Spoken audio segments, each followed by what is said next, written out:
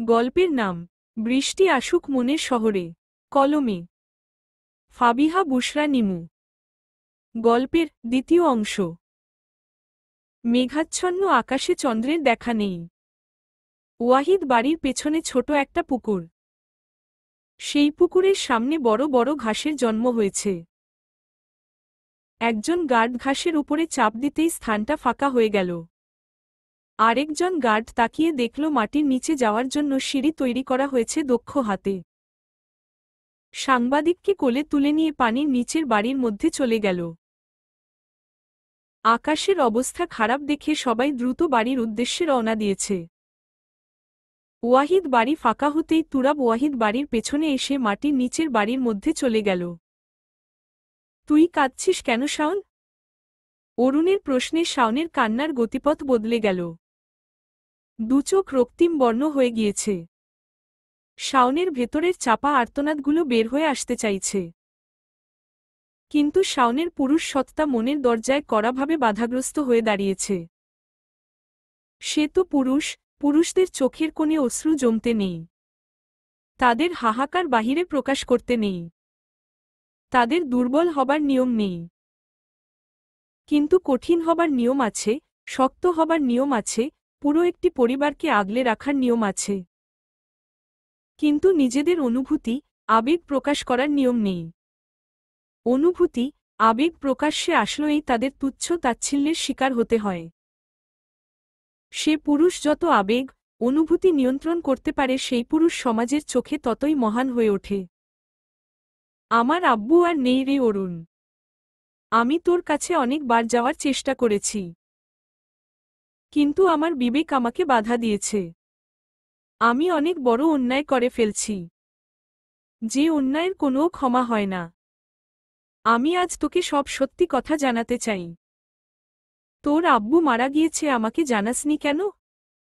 এখন এসেছিস ভালো সাজতেন? এসব সস্তা ডায়লগ দিয়ে অরুণের মন গলানো যাবে না। তোর কি সাহায্য চাই সেটা বল, আমি অতিরিক্ত কথা পছন্দ করি না। আমাকে একটা চাকরি দিবি? অমানুষ তুই হতে পারিস, আমি না। তোর মা বোনের দিকে তাকিয়ে আমার অফিসের একটা পদ তোকে দান করলাম। অরুণের বাঁকা কথাটা শাওনের আত্মসম্মানে গিয়ে লাগল। এই ছেলের অহংকার জীবনে যাবে না। সে ভেবেছিল সত্যি কথা বলে তার সাথে সুন্দর বন্ধুত্বপূর্ণ জীবন বয়ে নিয়ে যাবে। কিন্তু এই অরুণ ভালো সম্পর্ক পাবার যোগ্যতাই রাখে না। অরুণের খুব অহংকার, তাই না? সে খালি একবার অরুণের কোম্পানি জয়েন হোক, তারপর অরুণের অহংকার কিভাবে দুমড়ে মুচড়ে ফেলতে হয় সেটা শাওনের ভালো মতোই জানা আছে। দুজনের মাঝে পিনপতন নীরবতা ঘিরে ধরেছে। শাওনের নীরবতা অরুণকে জানিয়ে দিচ্ছে শাওনের মনের মধ্যে কি চলছে। অরুণ শীতল কণ্ঠে বলল, অরুণকে ভেঙে ফেলা এত সহজ নয়। তোর জন্য দানের থেকে বেশি ভালো শব্দ আমার আসছে না। যার মনটা কীটপতঙ্গের মতো তাকে নিয়ে কি কোনো ভালো শব্দ আসে বল? তুই যে নোংরা খেলা খেলেছিস, তারপরেও আমাকে পাশে পেয়েছিস, সেটাই তোর ভাগ্য। তুই যদি ভুলেও আমার কোম্পানিতে সুচ হয়ে ঢুকে ফাল হয়ে বের হবার চেষ্টা করিস, তাহলে তোকে মাঝাখান দিয়ে ফেরে রোদে শুকোতে দিব। অরুণ ওয়াহিদকে হেলাফেলা ভাবার দরকার নেই। অরুণ ওয়াহিদ নিজের ভালো নিজে বুঝে, মাইন্ড ইট। শাওনের মা এবং বোন গাছের আড়ালে দাঁড়িয়েছিল। তাদের অসহায় মুখের দিকে তাকিয়ে অরুণ শাওনকে ফেরাতে পারেনি। পৃথিবীতে বাবা নামক বটগাছের ছায়া যার মাথার উপর থেকে সরে গিয়েছে, সে বুঝে বাবা নাম বটগাছটা ছাড়া পুরো দুনিয়া কতটা কঠিন। শাওনের উপরে কড়া নজর রাখতে হবে। অরুণ চোখ দিয়ে ইশারা করে শাওনের মা এবং বোনকে দেখিয়ে দিল। শাওন দাঁতে দাঁত চেপে সেখানে থেকে চলে গেল। শাওন তার মা বোনকে নিয়ে বাড়ির দিকে যাচ্ছে। অরুণ মোবাইলে কাউকে একটা ইমেইল করে দিল। রুনার জ্ঞান ফিরেছে। তুরাব ওয়াহিদ রুনার হাতের কাছে বসল। রুনা ভয়ে শুকনো ঢোক গিলল। তুরাব ওয়াহিদ রুনার হাত ধরে একটানে রুনার হাতের রগ কেটে ফেলল। রুনা গগনবিদারী চিৎকার দিয়ে আবার জ্ঞান হারাল। রুনার হাতের রগ কাটতে গিয়ে হাতটা একটু বেশি কেটে ফেলছে।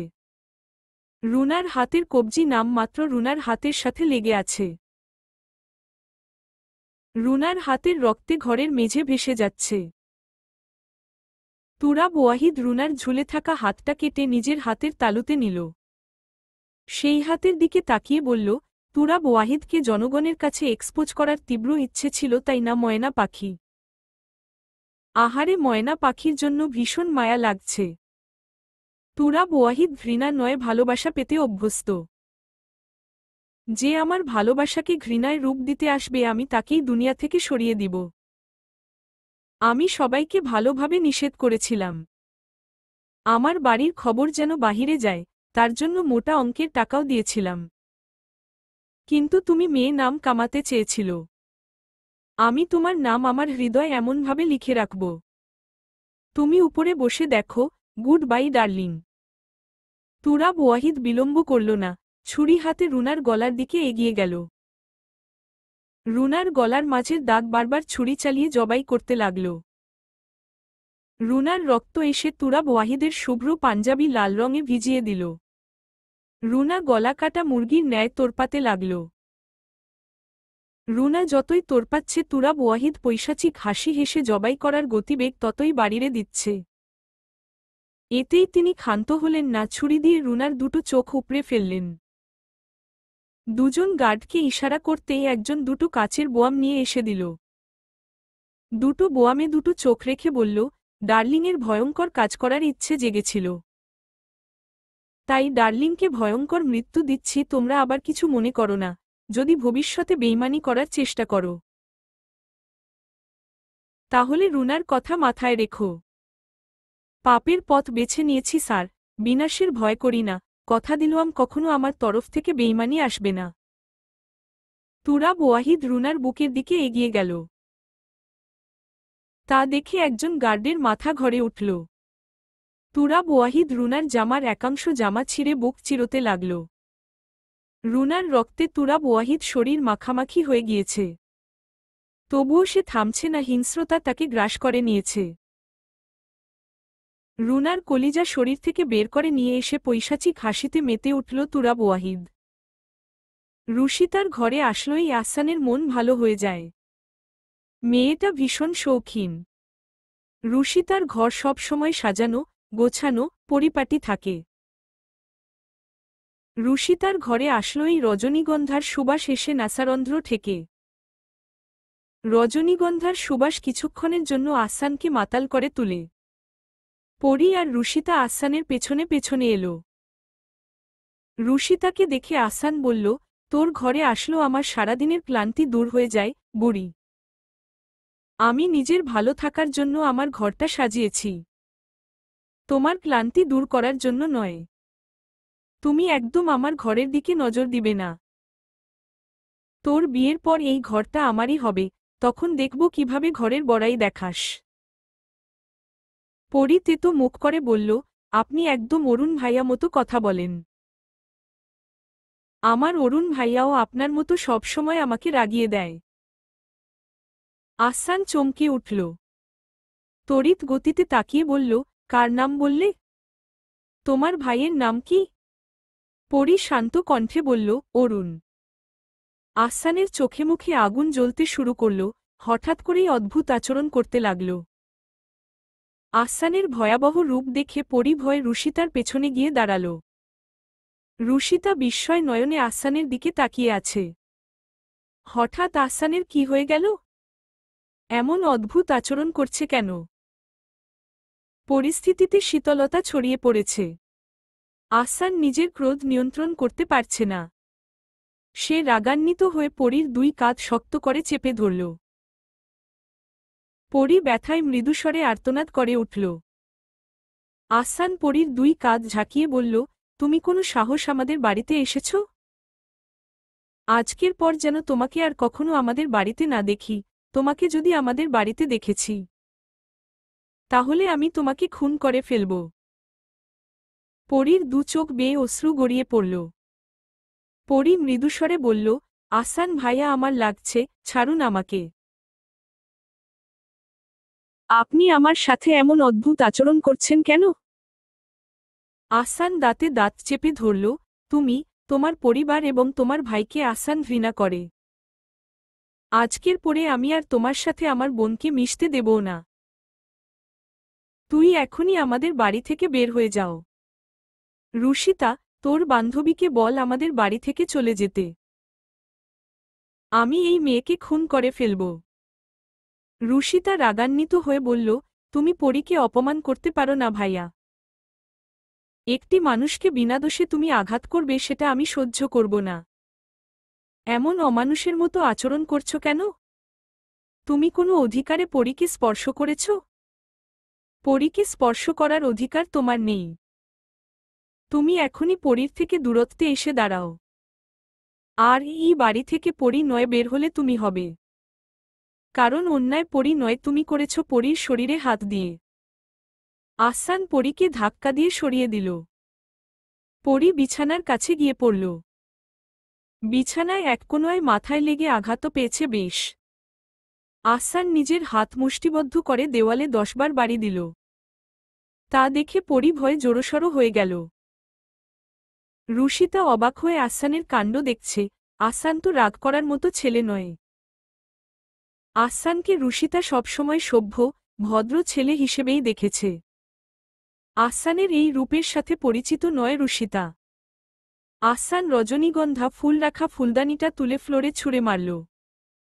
তরতাজা ফুলগুলো ফ্লোরে ছড়িয়ে ছিটিয়ে পড়ল। মাটির ফুলদানিটা চূর্ণবিচূর্ণ হয়ে নিচে পড়ে আছে। আহসানের হাতের রক্ত টপটপ করে ফ্লোরে পড়ছে। রুশিতা পরীকে তুলে বিছানায় বসাল। পরী রুশিতার বুকে মাথা রেখে করুণ চাহনিতে আহসানের দিকে তাকিয়ে আছে। আহসান কোনো বাক্য উচ্চারণ না করে ঘর থেকে বের হয়ে গেল।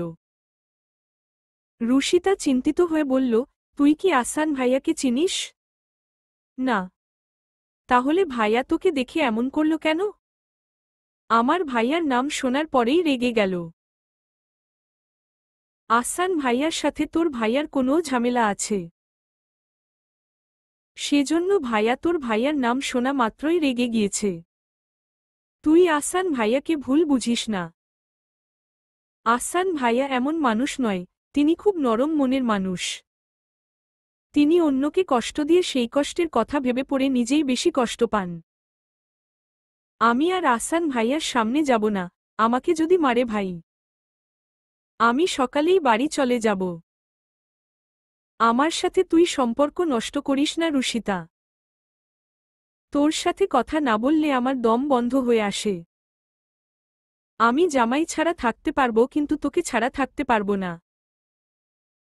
রুশিতা দুষ্টুমি করে বলল, বিয়ের পরে বরের আদর, সোহাগ পেলে তখন এই অভাগীর কথা আর মনেই পড়বে না। তোর বর তোকে এত আদর করবে, এত আদর করবে, তুই তোর বরকে ছাড়া সবাইকে ভুলে যাবি। রুশিতার কথায় পরীর সমস্ত মুখশ্রী লজ্জায় রক্তিম বর্ণ ধারণ করেছে। পরী রুশিতাকে জড়িয়ে ধরে নিজের লজ্জা লুকানোর চেষ্টা করছে। রুশিতা দীর্ঘশ্বাস ছেড়ে আহসানের কথা চিন্তা করছে। পরী যে নরম মনের মেয়ে, পরীকে ভালো রাখা খুব একটা কঠিন কাজ নয়। পরীর মন তো ভালো করে দিল, কিন্তু আহসানের ব্যথা কিভাবে দূর করে দিবে? এই ওয়াহিদ বাড়িতে যাওয়াটাই রুশিতার জন্য অভিশাপ হয়ে দাঁড়িয়েছে। যখন থেকে ওয়াহিদ বাড়িতে গিয়েছে তখন থেকে তার জীবনে ভালো কিছু হয়নি। রুশিতার আব্বু রায়হান হাসান হাত ভর্তি খাবার নিয়ে বাড়িতে প্রবেশ করল। বাড়িতে ঢোকার সাথে সাথে রুশিতাকে ডাকতে লাগল। রায়হান হাসান বাড়ি ফিরে রুশিতাকে দেখতে না পেলে পাগল হয়ে যায়। রুশিতা পরীকে অপেক্ষা করতে বলে বাবার কাছে গেল। রুশিতাকে দেখে যেন রায়হান হাসান শান্তি পেল। রুশিতা গম্ভীর হয়ে বলল, তুমি বাড়িতে এসেই রুশিতা রুশিতা করো কেন আব্বু? আমি কি হারিয়ে গিয়েছি? আমি তো ভার্সিটির সময় বাদে সব সময় বাড়িতেই থাকি। রায়হান হাসান হেসে বলল, তুই আমার কলিজার টুকরা। আমার অপূর্ণ জীবনের পূর্ণতার প্রাপ্তি তুই। তুই আমার চোখের আড়াল হলেই আমি অশান্ত হয়ে উঠি। আমার চোখ তোকে না দেখলেই অস্থির হয়ে উঠে। অনেক সাধনার মেয়ে তুই আমার। আর তুই বলছিস আমি তোকে খুঁজি কেন? আজ বেঁচে আছি তাই মূল্য বুঝছিস না। যেদিন আমি থাকব না সেদিন বুঝতে পারবি বাবা কি জিনিস। রুশিতা রাগান্বিত হয়ে বলল, তুমি যদি আর একবার বাজে কথা বলেছ, তাহলে এখনই এই বাড়ি থেকে বের হয়ে চলে যাব। তুমি মরবে কেন? তুমি মরবে না। সৃষ্টিকর্তা যেন আমার আয়ু তোমাকে দিয়ে দেয় আব্বু। আমি চাই তোমার আগে যেন আমি মারা যাই। তোমার মৃত্যু যেন আমাকে দেখতে না হয়। আমি সহ্য করতে পারবো না আব্বু। তোমার মৃত্যু নিজের চোখে দেখার যন্ত্রণার পরিমাণ পাহাড় সমান। এই ভার সহ্য করার মতো ক্ষমতা সৃষ্টিকর্তা আমাকে দেয়নি। রায়হান হাসান রেগে বলল, একদম বাজে কথা বলবি না। এসব কথা শোনার জন্য তোকে বড় করেছি। তোর পছন্দের খাবার নিয়ে এসেছি। তোর মাকে প্লেটে দিতে বলল, আর তুই গিয়ে আসানদের ডেকে নিয়ে আয়। আমরা সবাই মিলে একসাথে খাব। রুশিতা আহ্লাদ করে বলল, জানো আব্বু, আজকে আমার বেস্ট ফ্রেন্ড পরি এসেছে। আমার একটা বোনের কত শখ ছিল, কিন্তু সৃষ্টিকর্তা তো আমাকে বোন দেয়নি, তাই আমি পরীকেই নিজের বোন মনে করি। তুমি আমার ঘরে গিয়ে দেখো, পরি বসে আছে। তুমি পরীর সাথে গল্প করো, আমি গিয়ে বড় আব্বুদের ডেকে নিয়ে আসছি। রুশিতা চলে গেল। রায়হান হাসান রুশিতার ঘরে গিয়ে দেখল একটা মিষ্টি মেয়ে রুশিতার ঘরে বসে আছে। পরি রায়হান হাসানকে দেখে সালাম দিল। রুশিতা রায়হান হাসানের ছবি পরীকে দেখিয়েছিল, তাই রায়হান হাসানকে চিনতে পরীর অসুবিধা হয়নি। রায়হান হাসানের সাথে পরীর খুব ভালো মিল হয়ে গিয়েছে। দুজন এমন ভাবে গল্প করছে যেন দুজন বহু আগের চেনা। রায়হান হাসান পরীকে নিয়ে ড্রয়িং রুমে আসলো। রশিতার বড় আব্বু আহমেদ হাসান, রশিতার বড় আম্মু আয়শা বেগম, রশিতার চাচাতো বোন রুহানি এসে ড্রয়িং রুমে বসে আছে। রুশিতার মা হরেক রকমের খাবার টেবিলে সাজাচ্ছে। খাবারগুলো যদিও পরীদের বাসার মতো নামি দামি খাবার না, তবুও সবাই একসাথে আনন্দ করে খাচ্ছে, মজা করছে, আড্ডা দিচ্ছে। এটা দেখে পরীর মন ভালো হয়ে গেল।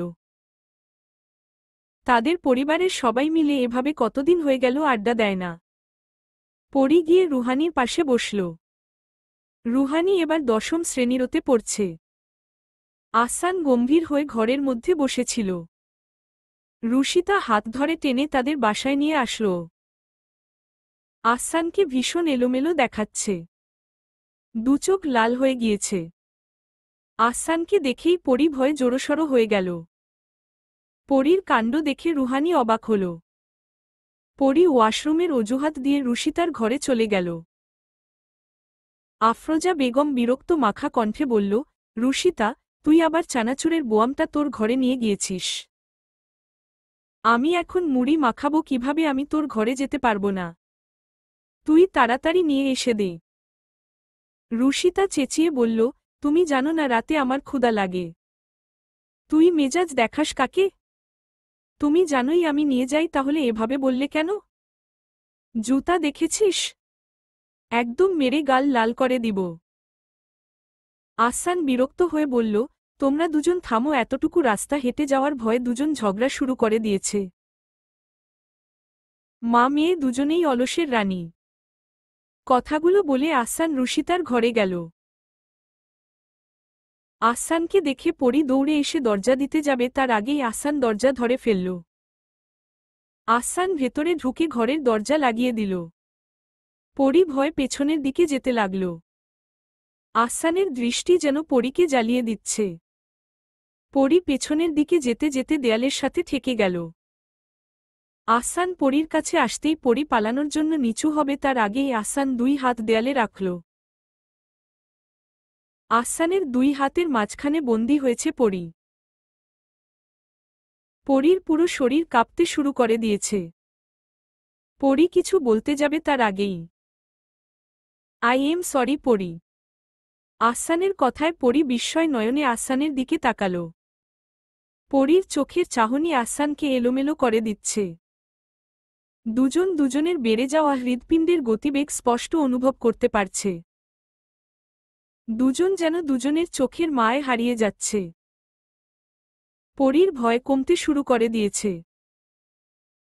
আহসানের অনুতপ্ত হওয়া পরীকে মুগ্ধ করছে। পরী কিছু বলতে যাবে তার আগেই দরজায় শব্দ হল। দুজনেই চমকে সরে দাঁড়াল।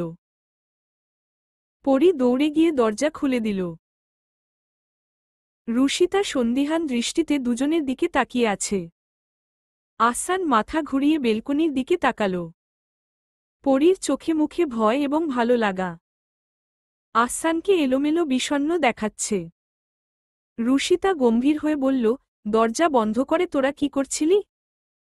পরী মিনমিনে কণ্ঠে বলল, তুই আমাদের ভুল বুঝিস না। রুশিতার মস্তিষ্ক উত্তপ্ত হল। সে ক্রোধের নিয়ন্ত্রণ হারিয়ে বলল, এটা সভ্য মানুষের বাড়ি। এখানে সভ্যতা চলে। তুই বা আহসান ভাইয়া দুজনকে কতদিন ধরে চিনিস? একটা অপরিচিত ছেলে বা মেয়ের সাথে দরজা বন্ধ করে কি কাজ থাকতে পারে?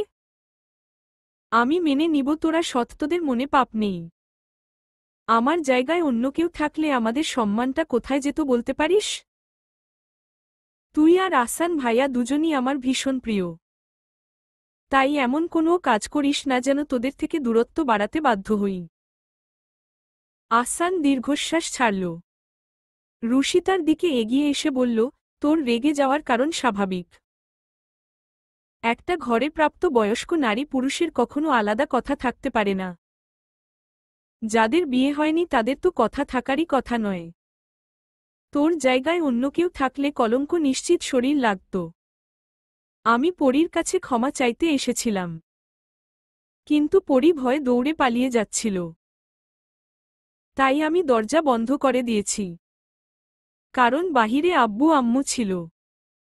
আমি চাইনি আব্বু আম্মু আমার জন্য অপ্রস্তুত হোক। তুই আমাকে ভুল বুঝছিস বুড়ি। এই আহসান আর কখনো পরীর সামনে আসবে না। পরী মেয়েটা আসলেই ভীষণ সরল। আমার তখন পরীর সাথে অমন করা একদমই উচিত হয়নি। আমার ভেতরটা অনুতপ্তের আগুনে জ্বলে পুড়ে যাচ্ছিল। সেই আগুন নেভানোর জন্যই এখানে এসেছিলাম। আমি বুঝতে পারিনি রুশিতা তুই এতটা রেগে যাবি।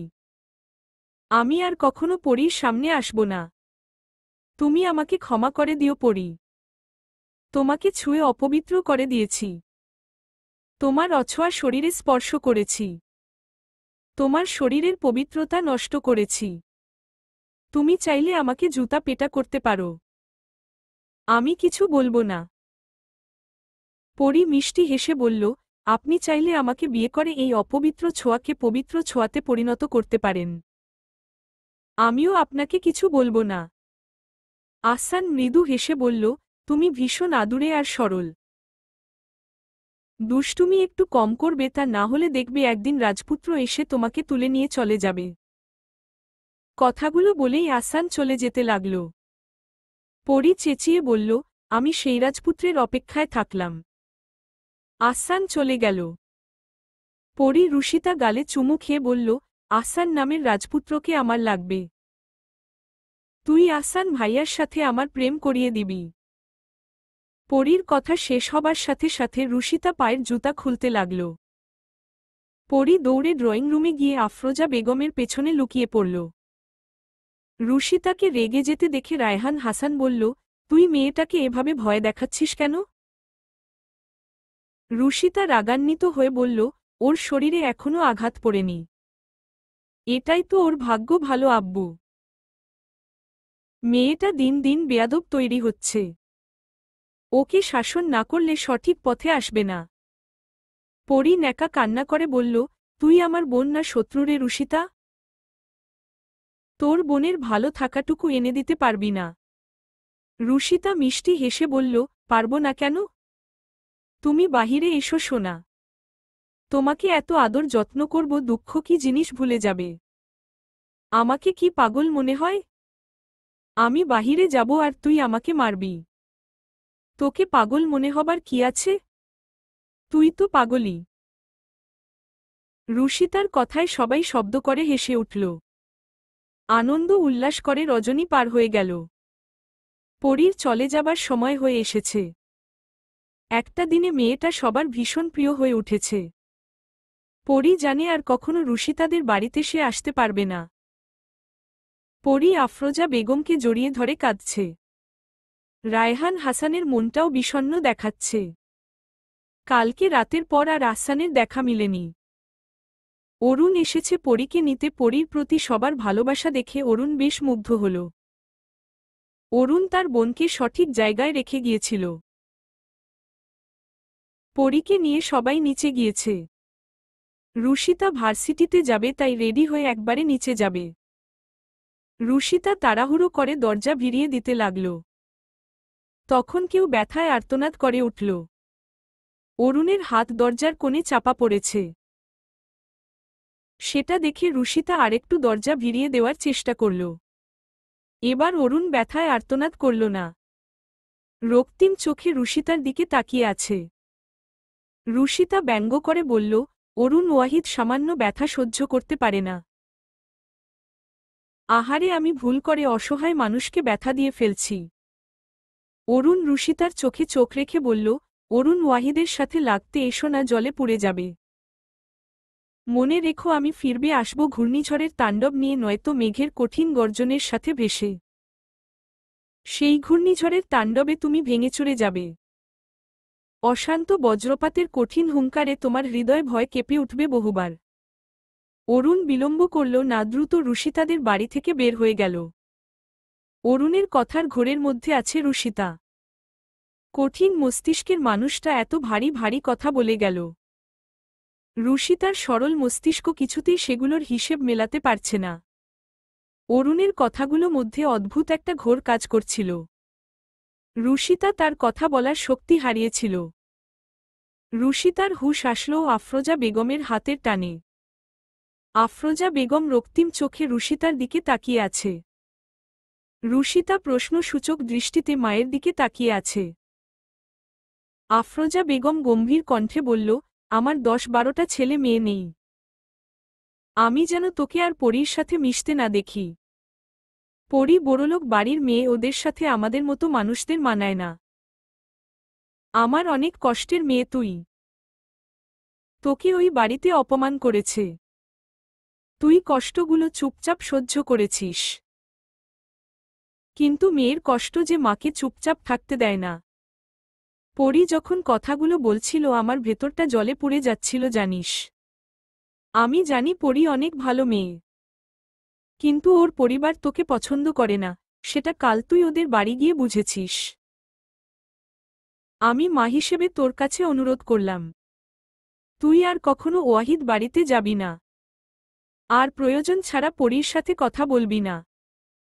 যদি পারিস পরীর সাথে দূরত্ব বাড়িয়ে নিস। রুশিতা শান্ত হয়ে বলল, তুমি পরীকে ভুল বুঝছো আম্মু। পরীর কোনো দোষ নেই। আমি যদি পরীর সাথে না মিশি তাহলে পরী একা হয়ে যাবে। একাকিত্বের অভিশাপ বড্ড ভয়ঙ্কর আম্মু। আমি সেই অভিশাপের মধ্যে পরীকে ফেলতে চাই না। আমি পরীকে ভীষণ ভালোবাসি। তুমি ওদের বাড়ি যেতে নিষেধ করেছ, আমি যাব না। পরীর সাথে আমাকে দূরত্ব বাড়াতে বলো না। আমার থাকতে খুব কষ্ট হবে। আমি পরীর সাথে কম কথা বলার চেষ্টা করব। তুমি আমার আম্মু, আমি তোমাকেও ভীষণ ভালোবাসি। আমি তোমার কথা কিভাবে ফেলে দেই বলো। আফরোজা বেগম মুখ কালো করে বলল, ঠিক আছে, কথা বলিস। ভার্সিটির বাহিরে ওই মেয়ের সাথে কোথাও যাবি না। আর একদম ক্লাস ফাঁকি দিয়ে আড্ডা দিবি না। পড়াশোনা নিয়ে বেশি কথা বলবি। আর প্রয়োজনের বাহিরে কথা কম বলার চেষ্টা করবি। ভার্সিটির বাহিরে একদম পরীর সাথে মিশবি না। পরীর কারণে যদি তোকে আর একবার অপমান হতে হয়েছে, তাহলে আমি কিন্তু আর ছেড়ে দিব না। প্রথমবার বলে ছেড়ে দিলাম। আমি কতটা খারাপ হতে পারি তোর ধারণা নেই রুশিতা।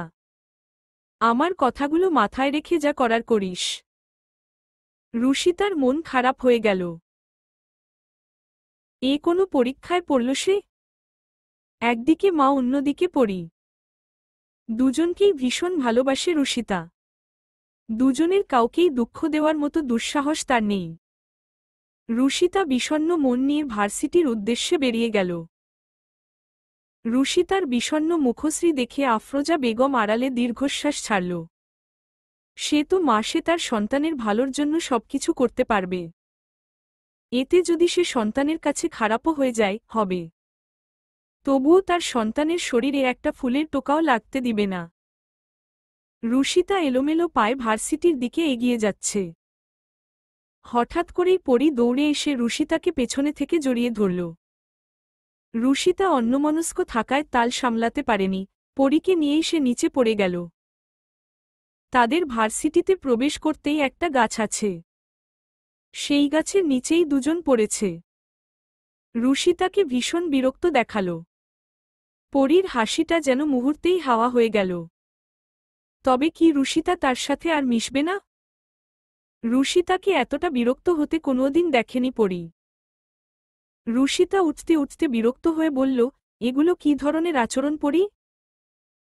তুই গ্র্যাজুয়েশন লেভেলে আছিস, তোর এত বাচ্চামি মানায় না। এসব পাগলামি ছোট বাচ্চারা করে, অনার্সের স্টুডেন্টরা নয়। পরী মন খারাপ করে বলল, এভাবে বলছিস কেন রুশিতা? অনার্সে উঠা মনেই কি বড় হয়ে যাওয়া? আমি তো আগেও তোর সাথে এমন পাগলামি করেছি। তুই কখনো আমার সাথে এভাবে কথা বলিসনি। তাহলে আজ এভাবে কথা বলছিস কেন? তুই কি কোনো কারণে আমার ওপরে রেগে আছিস? রুশিতা গম্ভীর হয়ে বলল, আমাদের ক্লাসের টাইম হয়ে যাচ্ছে। এখানে দাঁড়িয়ে কথা বলে সময় নষ্ট করতে চাই না। তোর যদি ক্লাস করার ইচ্ছে না থাকে তাহলে তুই এখানেই দাঁড়িয়ে থাক, আমি ক্লাসরুমে গেলাম। রুশিতা বিলম্ব করল না, দ্রুত পায়ে পদার্থ বিজ্ঞান ভবনের দিকে এগিয়ে গেল। পরী নীরবে দাঁড়িয়ে কাঁদতে লাগল। রুশিতা যে তার সাথে রুড হয়ে কথা বলতে পারে সেটা পরীর কাছে অপ্রত্যাশিত ছিল। পরী দাঁড়াল না, ধীর পায়ে রুশিতার পেছনে পেছনে চলে গেল। দূর থেকে দুজনের মনমালিন্য দেখে কয়েকজন তৃপ্তির হাসি হেসে উঠল। তারা আর কেউ না, পরী আর রুশিতারই সহপাঠী। রুশিতা আর পরীর বন্ধুত্ব নষ্ট করার জন্য তারা কত চেষ্টা করেছে, কিন্তু পারেনি। আজ দুজনের অবস্থা দেখে সবাই বেশ মজা পাচ্ছে। রুহি তাচ্ছিল্য করে বলল, মন্ত্রী বাড়ির মেয়ে দেখি কাঁদছে। আহারে, সামান্য একজন কোম্পানিতে চাকরি করা বাবার মেয়ের কাছে করা বাক্য শুনেছে। আমরা কত করে বলেছিলাম ওর সাথে মিশিস না, কিন্তু আমাদের কতই না তুচ্ছতাচ্ছিল্য করেছিল। ফকিরের বাচ্চারা কি কখনো বড়লোক মেয়ের মূল্য বুঝে? বড়লোকের সন্তানগুলোই বড়লোক সন্তানের মূল্য বুঝবে। রাহুল ব্যঙ্গ করে বলল, পরীর ভাই পুরাই মাস্তান। নিজের বাপ বড় বাপকে মানে না, যখন যা মন চায় তাই করে। ওর ভাইয়ের মধ্যে কি এমন আছে সৃষ্টিকর্তা ভালো জানেন। পুরো শহরের ছেলে মেয়ে ওর জন্য পাগল। ওর বাপ আর বড় বাপের পর ও রাজনীতি কাঁপাবে দেখিস। এখন থেকেই নিজের সাম্রাজ্য গড়ে তুলছে। অরুণ যদি ভবিষ্যতে নির্বাচন করে জনগণ চোখ বন্ধ করে ওরে ভোট দিবে। শাহিন তাচ্ছিল্য করে বলল, তোর বাপে নির্বাচনে হেরেছে বলে তোর হিংসা হচ্ছে নাকি রাহুল? প্রতিটি মানুষের ভালো খারাপ দিক থাকে। অরুণ আমাদের কাছে খারাপ হলেও জনগণের কাছে খারাপ নয়। আর সে জনগণের জন্য যা করে সেটাও কম কিছু নয়। এই যুগে নিজেরটা রেখে বা অন্যের জন্য ভাবে বলতো? কিন্তু অরুণ ভাবে জনগণের কথা, সে দেশের প্রতিটি মানুষকে ভালোবাসার চেষ্টা করে, মানুষের বিপদে পাশে দাঁড়ায়। অরুণের বাবাও কিন্তু খারাপ মানুষ নয়। অরুণের বাবা খারাপ হচ্ছে ওর বড় আব্বুর জন্য। তুরাব ওয়াহিদের টাকা খেয়ে জিওভা এত বড় হয়ে গিয়েছে যে সে আর জনগণের চিন্তা করে না। তুরাব ওয়াহিদ পরবর্তী নির্বাচনে উত্তীর্ণ হবে কিনা সন্দেহ। কিন্তু অরুণের বাবা চাইলেই জনগণের ভরসালুফি নিতে পারে। কিন্তু ভাইয়ের কথায় নিজেও টুকটাক অন্যায় কাজ শুরু করে দিয়েছে। এই কাজগুলো করা এখনই বন্ধ না করলে পরবর্তী নির্বাচন তাদের জন্য কঠিন হবে। শান্ত বলল, তুই তো দেখি অনেক কিছু জানিস শাহিন। মার্জিয়া বলল, ওর রাজনীতিতে যাবার খুব শখ ছিল, কিন্তু ওর পরিবারের জন্য যেতে পারেনি। আর যারা রাজনীতিতে থাকে তাদের জীবন সবসময় হুমকির মধ্যে থাকে, কোনো বাবা মাই তার সন্তানের খারাপ চাইবে না।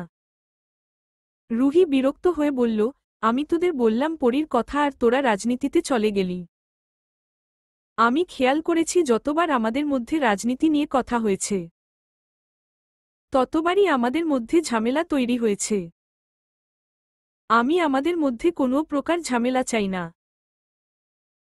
এখন সবাই মিলে উপায় বের কর কিভাবে রুষিতা আর পরীকে আলাদা করে পরীকে আমাদের দলে নিয়ে আসা যায়। রাহুল বলল, পরী ক্লাসে যাচ্ছে, ওকে যেতে দিস না। পরীকে ডেকে একটু পানিপ্রা দেই। রুহি কোমল কণ্ঠে পরীকে ডাকল। পরী চোখের পানি মুছে রুহির দিকে তাকাল। রুহির বন্ধুমহল হাত দিয়ে ইশারা করতেই পরী তাদের কাছে গেল। রুহি পরীর কাঁধে হাত রেখে বলল, তুই কাঁদছিস কেন পরী? তোর মতো মেয়েকে কে কষ্ট দিল? তার নাম বল, তাকে কিভাবে শায়েস্তা করতে হয় সেটা আমার ভালো করেই জানা আছে। পরী মন খারাপ করে বলল, আমাকে কেউ কিছু বলেনি। আমার মনটা নরম, জানিসই তো অকারণে চোখে পানি আসে। পরীর কথা শুনে রুহি বলল, এত নাটক করিস কেন? তোর প্রাণপ্রিয় বেস্ট ফ্রেন্ড তোর সাথে খারাপ ব্যবহার করল দেখিনি ভেবেছিস? তুমি ভাঙবি তবুও মুচকাবি না। ওই ছোটলোক ঘরের মেয়েকে রেখে আমাদের দলে আয়, অনেক ভালো থাকবি। আমরা তোকে কখনো কষ্ট পেতে দিব না। রুষিতা মেয়েটা বেশি সুবিধার না, তোকে প্রয়োজনে ব্যবহার করছে। পরীর মেজাজ গরম হয়ে গেল। সে জ্বলন্ত চোখে রুহির দিকে তাকিয়ে বলল, একদম রুষিতার নামে বাজে কথা বলবি না। তুই ছোটলোক কাকে বলিস? হ্যাঁ, ছোটলোক রুষিতা নয়, ছোটলোক তুই নিজে। রুষিতাকে নিয়ে আর কখনো বাজে কথা বলার চেষ্টা করলে তোর জিভ টেনে ছিঁড়ে ফেলব। ফালতু মেয়ে কোথাকার। রুহি নিজের রাগ নিয়ন্ত্রণ করতে পারল না। চেঁচিয়ে বলল, তুই আমাকে ছোট লোক বললি? জুতা দিয়ে মেরে গাল লাল করে দিব। তোর বাপে বড় বাপে এমপি মন্ত্রী বলে ভয় পাবো ভেবেছিস? আমার চাচুও মন্ত্রী, আমার চাচু চাইলেই তোর পুরো পরিবারকে উড়িয়ে দিতে পারে। পরী রাগে কাঁপছে। সে জোরে জোরে শ্বাস নিয়ে বলল, তুই আমার গালে জুতা মারবি? আজকে তোর চুল ছিঁড়ে ফেলব। কথাগুলো বলেই পরী বিলম্ব করল না। রুহিও যেন নিজের নিয়ন্ত্রণে নেই। পরী রুহির চুল ঘামচে ধরল, রুহিও পরীর চুল ঘামচে ধরল। দুজনের মধ্যে কঠিন লড়াই চলছে। আকস্মিক ঘটনায় রুহির বন্ধুমহল স্তব্ধ হয়ে গেল। দুজনকে সবাই মিলে ছাড়ানোর চেষ্টা করছে, কিন্তু অদ্ভুতভাবে দুজনের শক্তি দ্বিগুণ বৃদ্ধি পেয়েছে। দুজন দুজনের চুল ধরে গোল গোল হয়ে ঘুরছে। জীবনে প্রথম এমন কাণ্ড সবাই তাদের ভার্সিটিতে দেখল। রুষিতা ক্লাস শেষ করে বাহিরে এসেছে। পরীকে ক্লাসে দেখতে না পেয়ে রুষিতা উপলব্ধি করল সে পরীর সাথে একটু বেশিই খারাপ ব্যবহার করে ফেলেছে। পরী যে নরম মনের মেয়ে, নিশ্চয়ই কোথাও গিয়ে বসে কাঁদছে। কিন্তু বাহিরে এসে রুষিতার চক্ষু চর গাছে উঠে গিয়েছে। রুষিতা দৌড়ে এসে দুজনকে ছাড়ানোর চেষ্টা করছে, কিন্তু দুজনের কারো সাথেই পারছে না। রুষিতা বিচলিত হয়ে বলল, পরী কি করছিস? রুহিকে ছেড়ে দে, টিচাররা দেখলে সমস্যা হয়ে যাবে। পরীর আগে গজগজ করতে করতে বলল, তোকে নিয়ে বাজে কথা বলেছে রুষিতা। আজকে আমি রুহিকে খুন করে ফেলব। ওর সাহস কি করে হয় আমার বেস্ট ফ্রেন্ডের নামে আমার কাছে কুটনামি করার? কুটনি একটা। রুহি ক্লান্ত হয়ে বলল, আমার ভুল হয়েছে, আমাকে ক্ষমা করে দে পরী।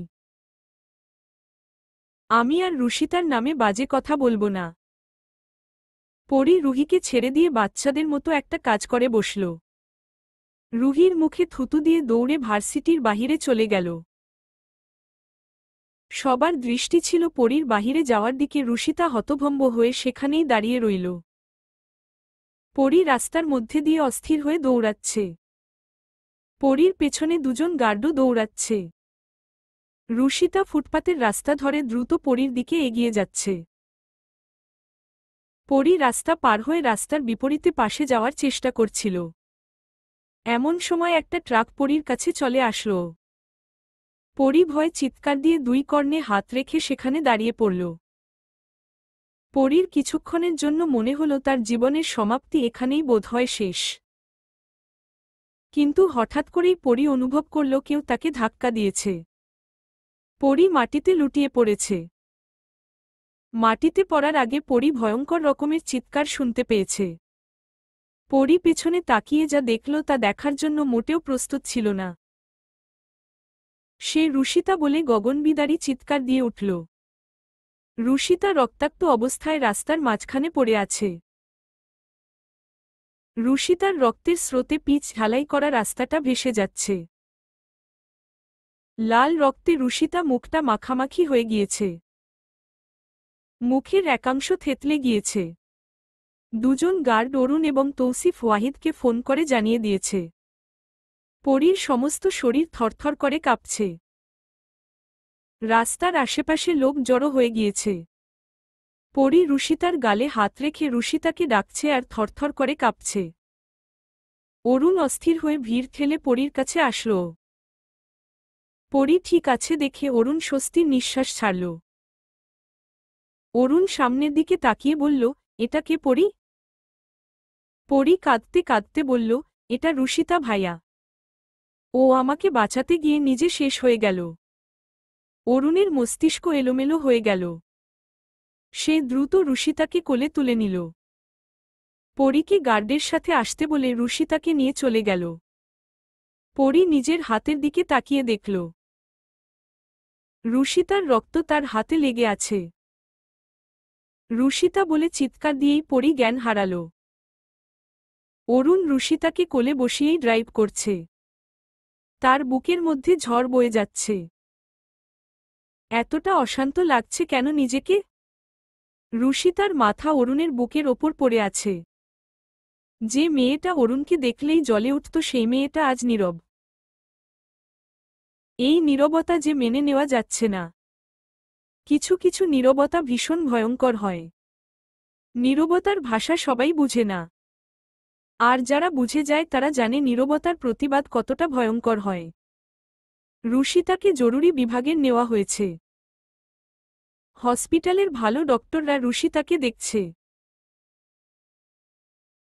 অরুণ নিজের দিকে তাকিয়ে দেখল। রুষিতার রক্তে তার পুরো শার্ট ভিজে গিয়েছে।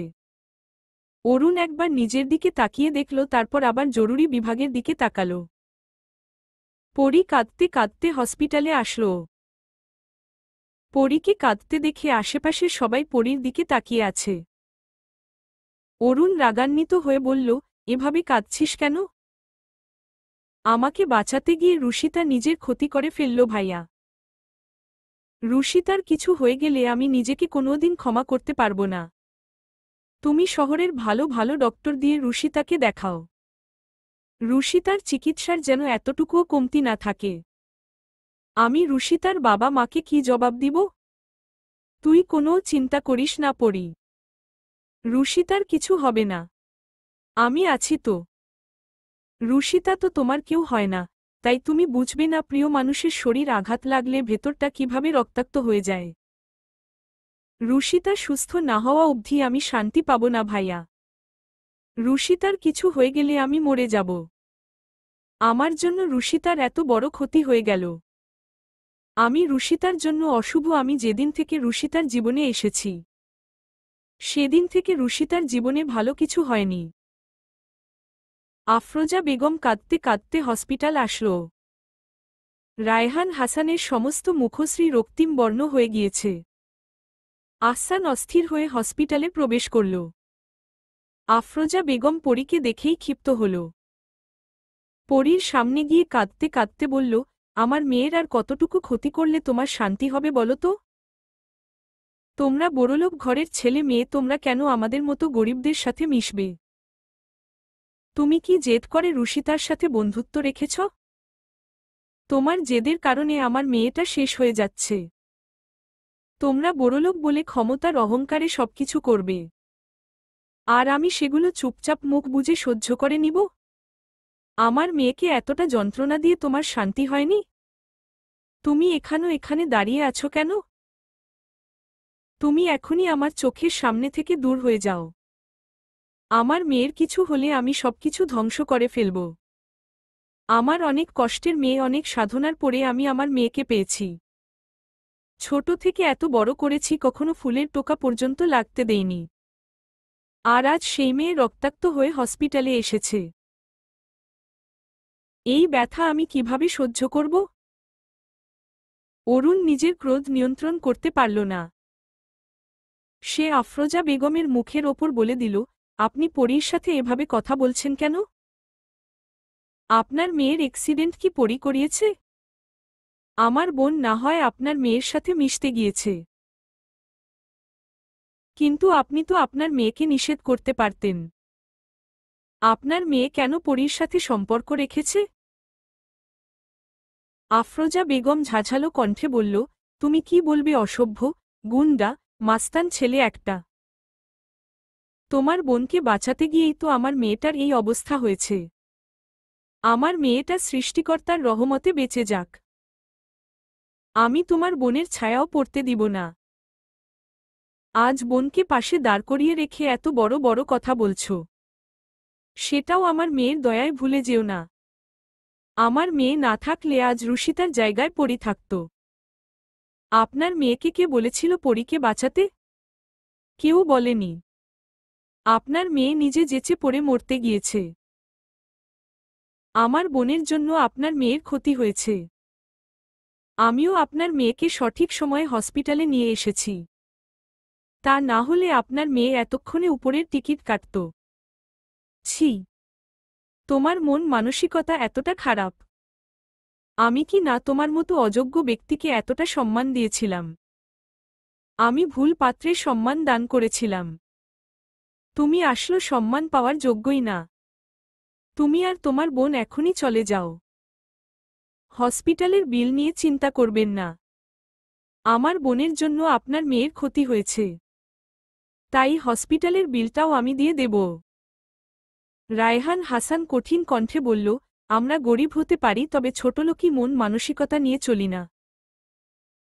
আমি তোমাকে ভালোভাবে বলছি, তুমি তোমার বোনকে নিয়ে এখানে থেকে চলে যাও। তুমি যে টাকার গরম দেখাচ্ছ সেই টাকার মাধ্যম কিন্তু আমাদের মতো সাধারণ মানুষগুলোই তৈরি করে দেয়। যে কথা একবার মুখ দিয়ে বের করেছ, সেই কথা ভুলেও বের করতে যেও না। ফলাফল ভালো হবে না। আমি ভুলে যাব তুমি কে। আপনি অরুণ ওয়াহিদকে হুমকি দিচ্ছেন? আপনার মেয়ে তো মরেনি। মরলে এতগুলো কথা সহ্য করতাম। আই উইশ আপনার মেয়ে আজ রাতেই মরে যাক। আমি আনন্দের সাথে কাল এসে জানাজা করে যাব। অরুণের কথা শেষ হবার সাথে সাথে অরুণের গালে কষে চড় বসিয়ে দিল আহসান। অরুণের কলার চেপে ধরে বলল, তোর মুখ দিয়ে যদি আর একটা ফালতু কথা বের হয়েছে এখানেই পুঁতে রেখে দিব। আমার বোনের যদি কিছু হয়ে যায়, সৃষ্টিকর্তার কসম তোর বোনও বাঁচবে না। অরুণ আহসানের নাক বরাবর ঘুষি মারল। আহসানের নাক বেয়ে রক্ত গড়িয়ে পড়তে লাগল। আহসানের শরীরে হাত পড়ার সাথে সাথে পরীর ভেতরটা মোচড় দিয়ে উঠল। পরী অরুণের দুহাতে আঁকড়ে ধরে আছে, সে কিছুতেই আহসানের শরীরে আঘাত পড়তে দিবে না।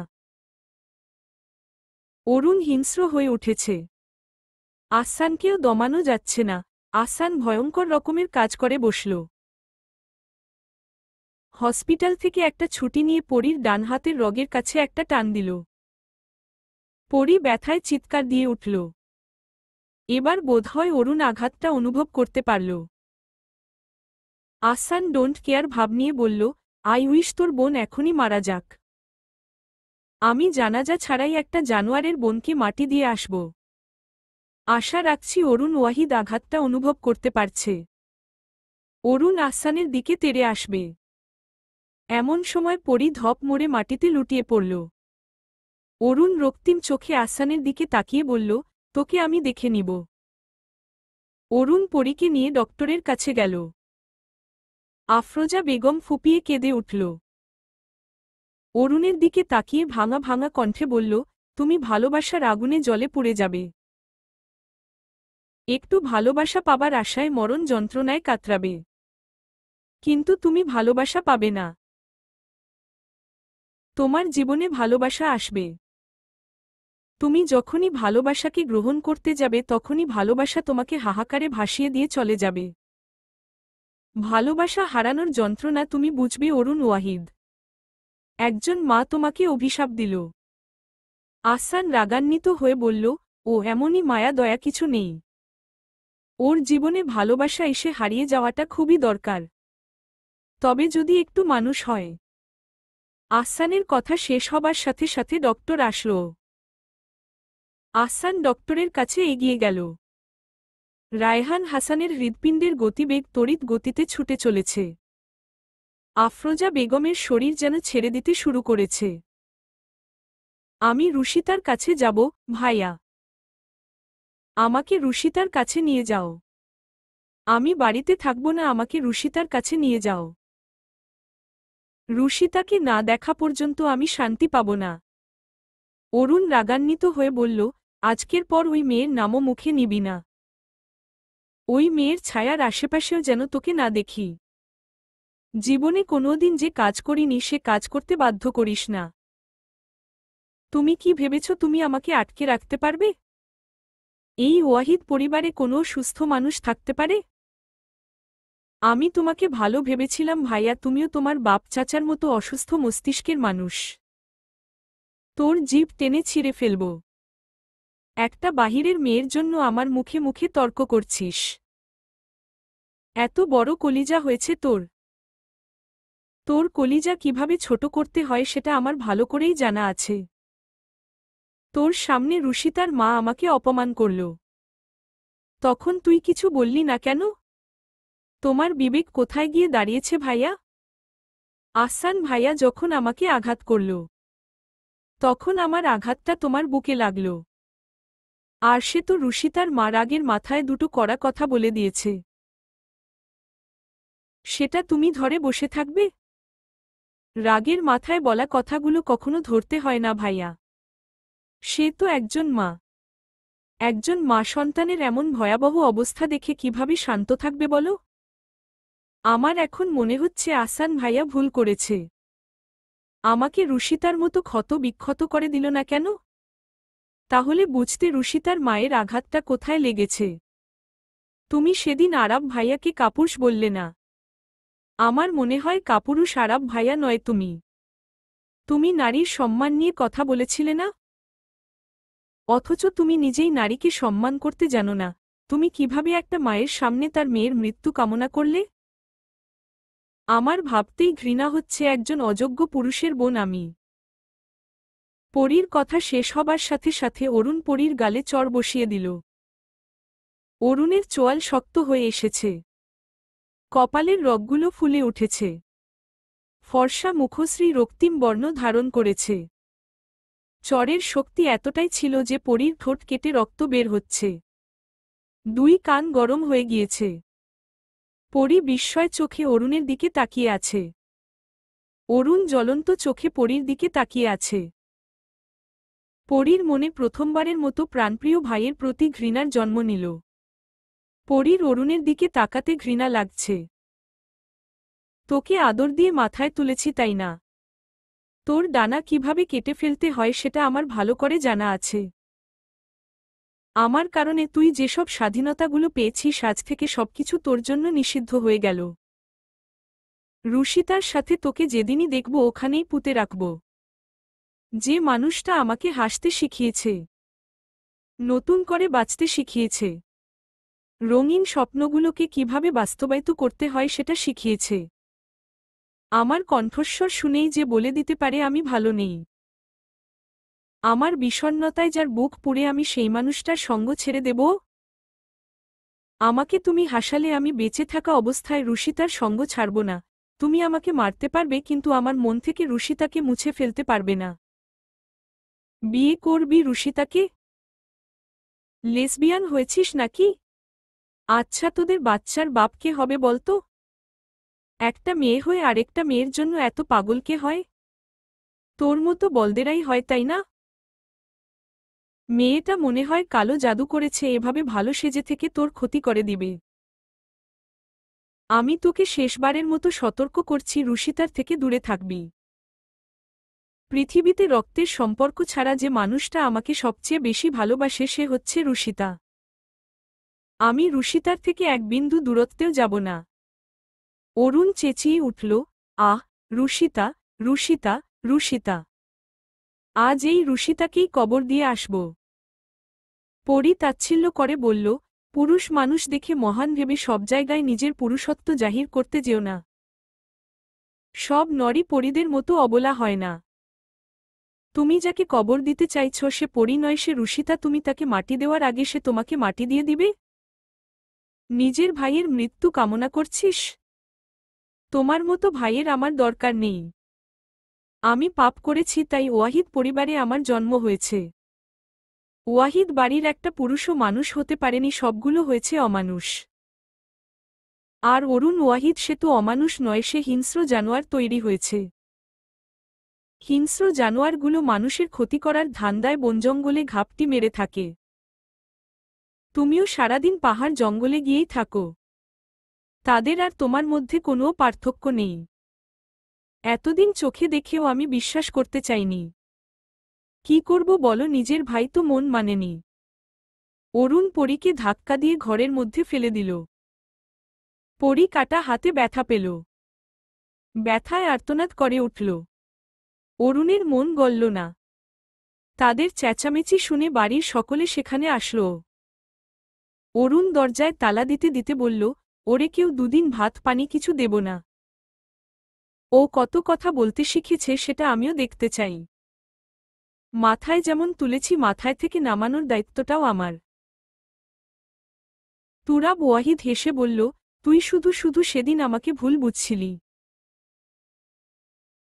এবার বুঝেছিস পরীর জন্য আমি ঠিক ছিলাম। পরী বস্তির ছেলে মেয়েদের সাথে মিশে আজ সেই মেয়ের জন্য তোকে যা নয় তাই বলছে। মেয়েটা কি পরিমাণে পরীর মাথা খেয়েছে দেখ, আজ তোকে জানোয়ার বলতেও দুবার ভাবছে না। ওই মেয়ের পুরো পরিবারকে গুম করতে আমার দুদিন সময় লাগবে না। ওদের কিভাবে শিক্ষা দিতে হয় সেটা আমার ভালো করে জানা আছে। অরুণ পকেট থেকে সিগারেট বের করল। সিগারেট ধরাতে ধরাতে বলল, সামনে ইলেকশন, যা করবেন ভেবে চিন্তে করবেন, কারণ আপনার ভালো কর্মের কথা অনেকেই জেনে গিয়েছে। এখন যদি সবাই জানে পারিবারিক রেষারেষির কারণে আপনি পুরো একটি পরিবারকে গুম করে দিয়েছেন, তাহলে কংগ্রাচুলেশন, পরবর্তী নির্বাচনে আপনার হার নিশ্চিত। আমার কাছে ভালো না সেজে জনগণের কাছে গিয়ে ভালো সাজুন। আপনাদের নাটক দেখার জন্য আমি বাড়ি আসি না। আমার বোনকে আমি কি করব না করব সেটা একান্তই আমার ব্যক্তিগত বিষয়। অরুণ নিকোটিনের ধোঁয়া ছাড়তে ছাড়তে ওয়াহিদ বাড়ি থেকে বের হয়ে গেল। অরুণ বেরিয়ে যেতেই তুরাব ওয়াহিদ তৌসিফ ওয়াহিদকে উদ্দেশ্য করে বলল, তোর ছেলের ভালো করতে চাইলেও তোর ছেলে আমাকে সহ্য করতে পারে না। তোর ছেলের ব্যবহারটা দেখলি? তৌসিফ ওয়াহিদ গম্ভীর হয়ে বলল, রুষিতা আর তার পরিবারকে শহর ছাড়া করতে হবে। এই মেয়েটার জন্য আমাদের পরিবারে অশান্তি সৃষ্টি হচ্ছে প্রতিনিয়ত। অরুণের মা হাফসা বেগম বলল, এবারের মতো ছেড়ে দেন। আজ রুষিতা না থাকলে পরী হসপিটালের বেডে থাকত। তৌসিফ ওয়াহিদ হাফসা বেগমের চুলের মুঠিতে টান দিয়ে বলল, তুই ঘরে আয়, তোকে দেখছি। কথাগুলো বলেই টানতে টানতে ঘরে নিয়ে গেল। পরী আবার জ্ঞান হারিয়েছে। পরীর ঘরের আলোও বন্ধ করে দিয়েছে তুরাব ওয়াহিদ। পরীর মৃত্যু তুরাব ওয়াহিদকে ঈদের আনন্দ এনে দিবে। শহর থেকে দূরে একটা নদীর সাথে কালো রঙের গাড়ি দাঁড়িয়ে আছে। নদীর সাথেই একটা বকুল ফুলের গাছ। সোডিয়ামের আলো গাছের পাতার উপর ঝলমল করছে। নদীর সাথে রাস্তা হওয়ায় রাতের বেলায় এখানে কেউ আসে না। অরুণ নিরিবিলি স্থানে যেতে পছন্দ করে। তাই যে স্থান জনমানবশূন্য হয় সেই স্থানেই তাকে পাওয়া যায়। একটার পর একটা সিগারেট সে শেষ করেই যাচ্ছে। তার সমস্ত মুখশ্রীতে অসহনীয় চিন্তা। ক্রোধে নাকের ডগা লাল হয়ে গিয়েছে। অরুণ নদীর দিকে তাকিয়ে বলল, যেদিন থেকে তোমার সাথে আমার দেখা হয়েছে, যেদিন থেকে আমি ঠিক নেই, আমি আমার মধ্যে আমার অস্তিত্বকে খুঁজে পাই না। আমার দু চোখ পাহাড় সমুদ্র দেখার জন্য আর ব্যাকুল হয়ে ওঠে না। আমি রোজ তোমাকে লুকিয়ে দেখি। কেউ তোমার দিকে নজর দিল তার দুচোখ উপড়ে ফেলি। আমার সমস্ত চিন্তা জুড়ে শুধু তোমারই বিচরণ। আমি তো নিজেকে ছাড়া অন্য কাউকে নিয়ে ভাবতে চাই না। তবে আমার মন, মস্তিষ্ক, হৃদয় জুড়ে শুধু তোমারই আনাগোনা কেন? তবে কি অরুণ ওয়াহিদের মনের মালিকানা হতে চাইছ? না, তুমি চাওনি হতে।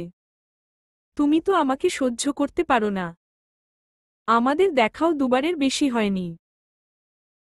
তবে এত টান, এত অধিকার বোধ, আমার শব্দটা আমার মনে তৈরি হয়েছে কেন?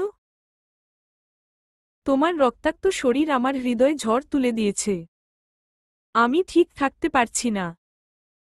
তোমার বিধ্বস্ত রূপ আমাকে অমানুষ বানিয়ে দিয়েছে। তোমার মায়ের সাথে খারাপ ব্যবহার করেছি। নিজের বোনকে মেরেছি। তোমার আহত মুখশ্রী কোনো পর্যায়ে নিয়ে চলে গিয়েছে আমায়। মনে রেখো রুশিতা হাসান, অরুণ ওয়াহিদ কারো নয়। অরুণ ওয়াহিদ শুধু তার নিজের।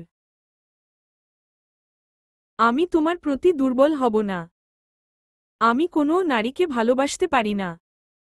তার জন্য আমাকে যতদূর যেতে হয় আমি যাব। আমাকে যদি পৃথিবীর সবচেয়ে নিকৃষ্ট মানুষটাও হতে হয় আমি হব। তবুও ভালোবাসা মতো পাপ কাজ আমি করব না। তোমাকে আমি জানে মেরে ফেলব, না থাকবে তুমি আর না থাকবে অনুভূতি। তোমার প্রতি তৈরি হওয়া আমার সকল অনুভূতির মৃত্যু হোক। সময় বদলেছে, পরিস্থিতি বদলেছে, বদলেছে মানুষের মন। আজ ১.৫ মাস পর রুশিতাকে হসপিটাল থেকে বাড়িতে নিয়ে আসা হয়েছে। রুশিতা আগের থেকে সুস্থ হলেও পুরোপুরিভাবে সুস্থ হয়নি। রুশিতাকে বেড রেস্টে থাকতে বলেছে ডক্টর। রশিতা আয়নায় নিজের মুখ দেখে চেঁচিয়ে উঠল। এতদিন আফরোজা বেগম রুশিতাকে মুখ দেখতে দেয়নি। যদি ১.৫ মাস আগে রুশিতা নিজের মুখ দেখত তাহলে ভয়ে জ্ঞান হারাত।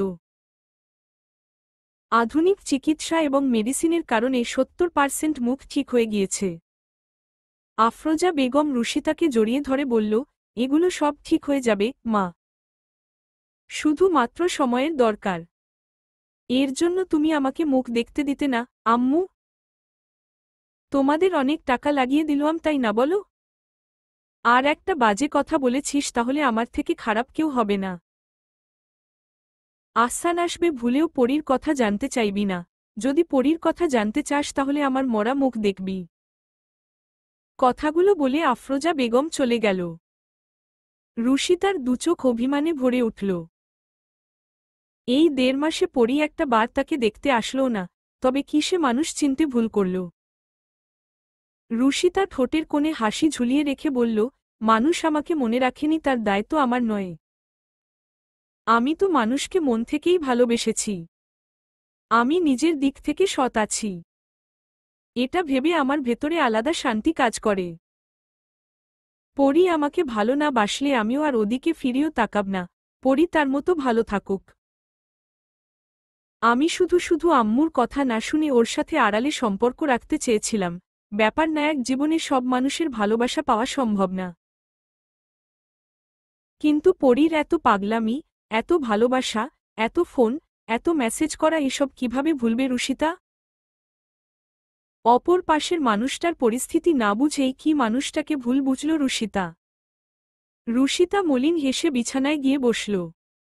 আহসান দরজার কাছে আসল। তখনই ৪ জন মেয়ে বোরকা পরে আহসানের পাশে দাঁড়াল। আহসানকে উদ্দেশ্য করে বলল, এটা কি রুশিতাদের বাড়ি? চলবে ইনশাআল্লাহ।